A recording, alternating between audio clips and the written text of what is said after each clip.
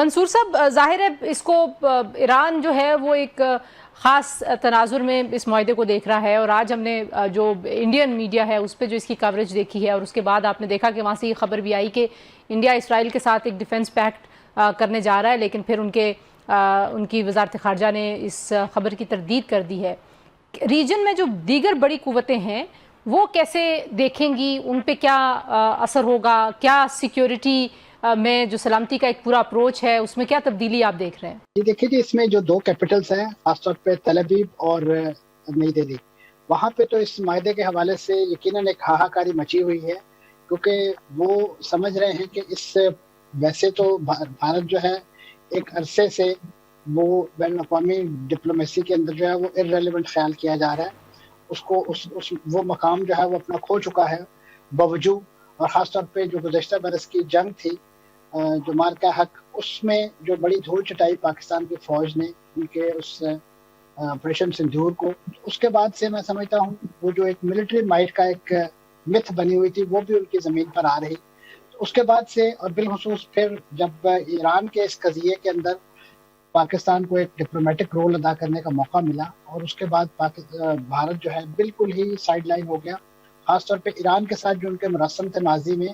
جو فیورز ان کو چاہ بہار کی صورت میں ملی تھی، پھر اسی طریقے سے جو انگریس انہوں نے 2025 کی جنگ کے اندر حاصل کر لیا تھا، را کے کچھ ایجنٹس جنہوں نے ایک بہت ہی میں سمجھتا ہوں منفی قسم کی نیگیٹو انٹیلیجنس رپورٹس جو ہیں وہ اسرائیل کو فراہم کی، جس کی وجہ سے ان کی بڑی فرسٹ ایئر لیڈرشپ جو ہے اس کو نشانہ بنانے میں بھی بڑا آسانی ہوئی اسرائیل کو۔ تو یہ وہ تمام قضیہ تھا کہ جس کے بعد جو انڈیا ہے وہ تو اپنے آپ کو بالکل جسے کہنا چاہیے کارنر سے لگا ہوا دیکھ رہا ہے، اور اسی کے ساتھ جو ان کا اتحادی، آپ کو پتا ہے کہ جو جنگ لگی ہے اس جنگ سے ایک دن پہلے تو نیتن یاہو صاحب جو ہے جو نریندر مودی صاحب وہ بڑے ایوارڈز وصول کر رہے تھے وہاں کے پارلیمنٹ سے، کنیسٹ سے، اور اسی نوعیت کی باتیں کی جا رہی تھی، بڑے ان کے دورے کیے جا رہے تھے، اور اس کے اگلے ہی دن جو ہے یہ جنگ چھڑ جاتی ہے۔ تو اب آپ کو اندازہ ہو سکتا ہے کہ اس جنگ میں ان کا کیا کردار ہو سکتا ہے۔ آیا اسرائیل نے اس حملے کے حوالے سے بھارت کو کوئی اعتماد میں لیا یا ان کو کوئی ایسی خبر دی کہ ہم یہ کارروائی کرنے جا رہے ہیں؟ کیونکہ ظاہر ہے بھارت ان بینیفیشریز میں شامل تھا کہ جو ایران سے تیل بھی خریدتے ہیں، اور اسی طریقے سے ان کے ساتھ دیگر ان کے سفارتی اور اکنامک ریلیشنز بھی موجود تھے۔ تو اب ایسی صورتحال میں میں سمجھتا ہوں یہ دونوں کیپٹلز کے اندر شور تو ایک بجا چیز ہے۔ ایران میں بھی یقیناً اس میں مختلف آراء پائی جاتی ہیں، بالخصوص سوشل میڈیا پہ اس وقت ان کے کچھ نیشنل سیکیورٹی کے ممبران کے حوالے سے کچھ ایسی ٹویٹس چل رہی ہیں کہ جس میں اس معاہدے پر تھوڑی سی ردوقت کی گئی ہے۔ منصور صاحب، ظاہر ہے سفارتکاری ہم نے دیکھا جب ثالثی کی کوششیں بھی ہو رہی تھیں اور پاکستان اگر اس کا فیس تھا تو ترکی جو ہے وہ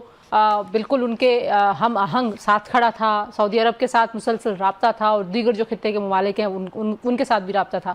اکٹھے بیٹھ کے جیسے بات ہو رہی ہے کہ یہ صرف ایک دفاعی کولیبوریشن کا معاہدہ نہیں ہے، بلکہ ظاہر ہے ایک انفلوئنس جو ہے اکٹھا تینوں کا وہ اسرٹ کرنے کے بھی کام آئے گا۔ آپ کو لگتا ہے کہ ایران کی صورتحال میں زیادہ مؤثر ہو جائے گا